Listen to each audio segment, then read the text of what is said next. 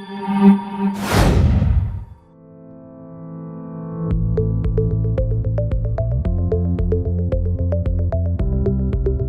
моментов има интерес, уште некој статус кво, нема некој си растење на интересот, нема ни некој си опаѓање значително.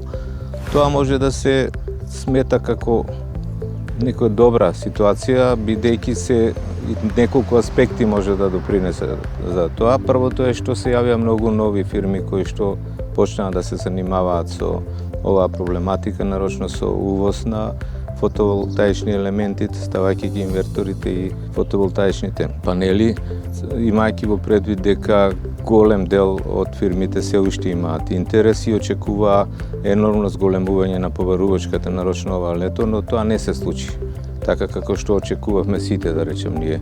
Но сепак има интерес од фирмите, пред се од таа причина што енергијата веќе е значаен фактор во нивното производство кое што се јавува.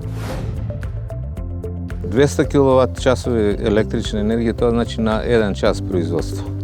При оптимални услови, максимално да речем осветлување или сончев ден како што викаме ние, просекот се зима во Македонија е околу 4-4,5 часа, значи од прилика тој би произведувал околу 1 мегават електрична енергија на ден.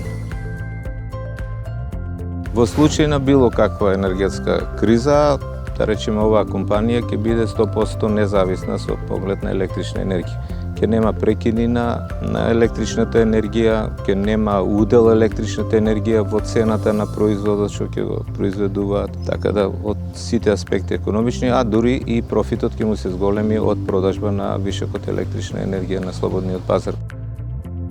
Инвестицијата се исплати ако троши струја. Ако не троши струја, не се исплати. Овие мерките кои што ги презема владата е само за тие што трошат струја. Не е и за тие што не трошат и да ја продава струјата. Ми ја купува по 3 денари, ми ја продава по 6 денари. Значи јас ако троша струја од обновливи извори, сопствена струја, тогаш мене ќе штедам по 6 денари. Но ако ја продавам, јас ќе ја продавам 50% да не речем поевтино од таа. И затоа нема исплатливост во продавање на струјата. Него исплатливост има само ако сте голем потрошувач. А прашање во овие услови, вакви кризни моменти, колку луѓето може да бидат големи потрошувачи на струја.